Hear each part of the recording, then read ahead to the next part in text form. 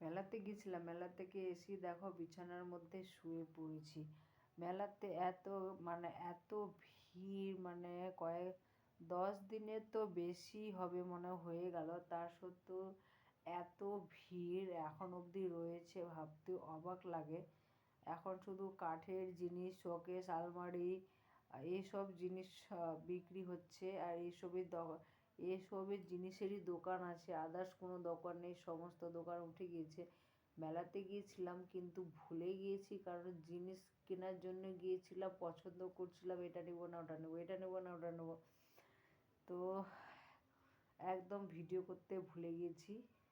এখন মনে পড়লো যে মা, মেলাতে তো কোনো ভিডিওই করলাম না। আমি বাড়িতে চলে আসলাম, তো কিছু একটা কিনতে গিয়েছিলাম, নিয়েছি অবশ্য। তোমাদেরকে অন্য কোনো ব্লগে দেখাবো যে আমি কি কিনতে গিয়েছিলাম, কি নিয়ে আসলাম। তো ওই যে আমার মেয়ে দেখো ঘুমিয়ে পড়েছে, ও সারাদিন ঘুমায়নি। তো মেলা থেকে এসে খাইয়ে দিলাম, খেয়ে দিয়ে এসে ঘুমিয়ে পড়েছে, আমার এখনও খাওয়া হয়নি।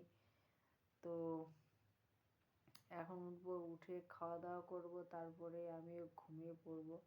আমারও কিন্তু ভালো লাগছে না, একদম মশারির মধ্যে একটা মশা ঢুকেছে, এদিক আর ওদিক মশাটা করছে। আর এই মশারির কালারটা বেশ খুবই সুন্দর, আমার মা দিয়েছে এই মশারিটা, আমার মেয়েকে দিয়েছিল।